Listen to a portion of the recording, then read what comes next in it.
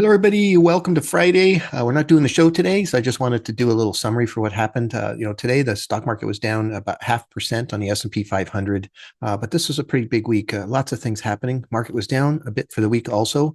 Today was very fascinating. We were actually at an all-time high again early in the morning, up almost 1%. I think, the combination of things that are happening this week is it's kind of unparalleled. First of all, on Monday, over the weekend, there was a company called DeepSeek, and their artificial intelligence startup that's out of China. They're able to do some really good artificial modeling using, less chips and cheaper chips.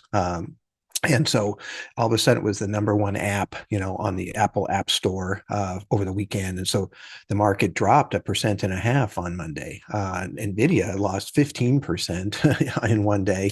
Matter of fact, it was the largest loss of dollars, almost $600 billion for any stock in any one day ever. They gained quite a bit of it back fairly quickly, but nonetheless, the concern was that, hey, maybe we don't need as many of these expensive NVIDIA chips. And there's a whole ecosystem around this, and how much money these companies are already sunk into AI with Microsoft and Google and all that type of stuff. So calmer heads prevailed, and we started to kind of make some of that back. The Federal Reserve met this week also, decided not to change interest rates, just saying that they're waiting and going to see. The market's expectation is that the June meeting will be the next time they lower rates. So we'll see how that works out. In and amongst all of this, we, of course, have the earnings. This is one of the biggest earnings weeks, of the quarter. It's because we get the big companies, Apple, Microsoft, Tesla, as such. Of the Magnificent Seven, four of them reported this week. I thought the earnings were good overall. There's some holes here and there, when you look at each piece of the reports that come out, but nothing that really flashed anything, especially across the board. Maybe specifically for certain companies, there was some issues here and there, but when you looked at the totality of what's been reported so far, the economy's still doing well. We got the gross GDP report, the gross domestic product for the fourth quarter was at 2.3%. That's pretty good. Consumer demand in December really surged, actually did very well. And so then you get into, of course, what's happening politically. And there's been an announcement that going to have 25% tariffs on Mexico and Canada by tomorrow, by Saturday. We're going to have a 10% tariff that was now announced, also additionally added to the China tariffs. And so it's a little vague as to what's going to be included or not and those types of things. But I think that's why the market's kind of sold off today. It was up, and then it, kind of going into a weekend where we might have increased tariffs, I think is just not enough certainty.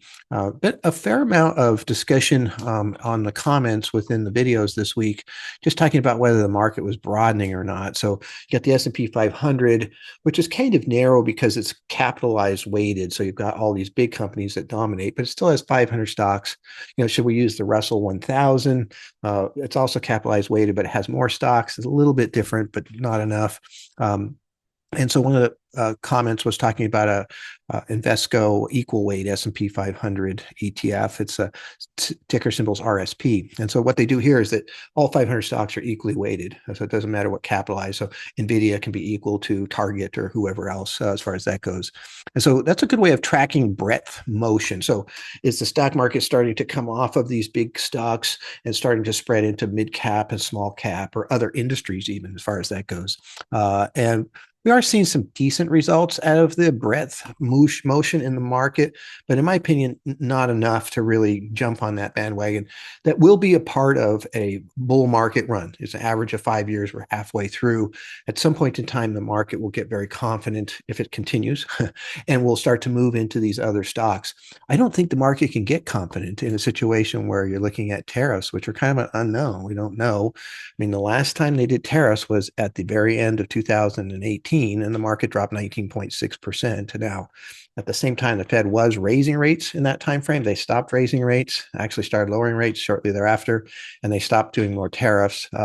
And we still have those tariffs today. Matter of fact, they were mostly reinstated in May by the Biden administration. So, and here we are. Last week, we hit an all-time high. Today, we got into all-time high territory, at least for a little while. Didn't close there. And so, it's not a bad week. It's not a bad time frame. But there's enough uncertainty here that I don't think the breadth of the market's going to come. In order to feel like you want to buy different industries or smaller stocks, I think you have to have more confidence than we're going to have here. Maybe that's a second half of the year thing. If you wanted to get involved in kind of that breadth motion early and want to get in there and hope that things work out, then this is not a bad time to buy. But that's not how we invest. We like to see momentum already happening. We're not getting in at the bottom. I like to say we're trying to get into the sweet spot, as that momentum comes up, and then try to get out before that momentum stops completely. So most of the times we're just buying, holding things like the S&P 500 and the Russell 3000 we have in our portfolio right now, for example. So, these big, broad indexes, but we do try to play the margins with some of our targets and, ride some of these waves. And right now, a lot of our stuff is doing okay. Mostly we're out of the tech pieces for the most part. And in different things like financials and what have you that are, not doing spectacular, but, not having the type of volatility that we're seeing in some of these other areas. So I think the tech stocks are still a great place to be. I think, you look at their earnings and just what they're doing. Obviously, they're a little stretched out. But I think really what will happen to them if this market continues to do well is that people will start looking for more aggressive, risky things because kind of greed takes over and people want that small cap stock that might go faster or that's what have you. So we're probably a little ways away from that as far as that goes, but really, really interesting weeks. I mean, we have big time earnings. We have a big drop from a AI model that just kind of came out of nowhere, really, and it was very well received and thought of, and what have you too.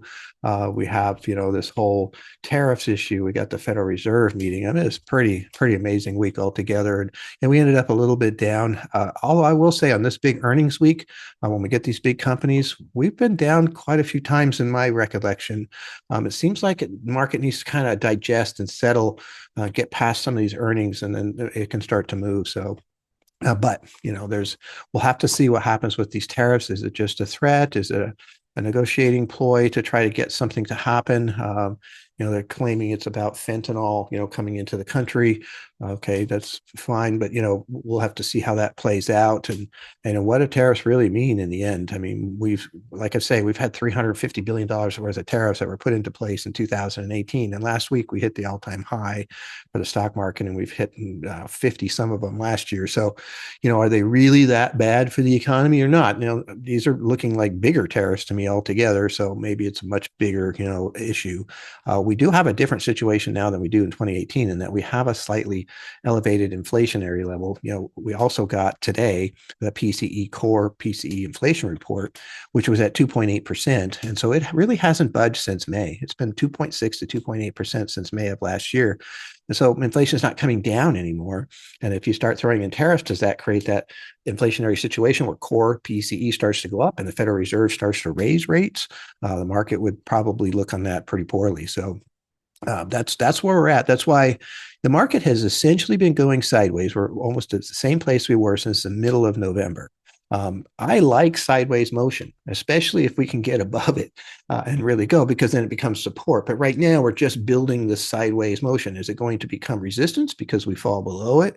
And then someday when we try to get back through it, it's a little bit harder. Or do we end up kind of getting past this and getting to, new highs and get clearly above that range? So we're just going sideways right now. You'll see different things on your statement, but if you look closely at the charts, we're really not going anywhere since the middle of November. So 2.5 months. So I think that's great. We've had so much run up, so much stretching of the market, earnings stretching out, what have you. So when it goes sideways, the earnings can catch up some, the market can have a breather. I love the market going sideways here, to be honest, as long as, especially if we end up, going above it. So we'll see how that plays out. And there's lots of catalysts for us to potentially go above it, but tariffs might not be one of them. So we'll have to see, how that plays out. But so anyway, look forward to seeing what's going to happen next week.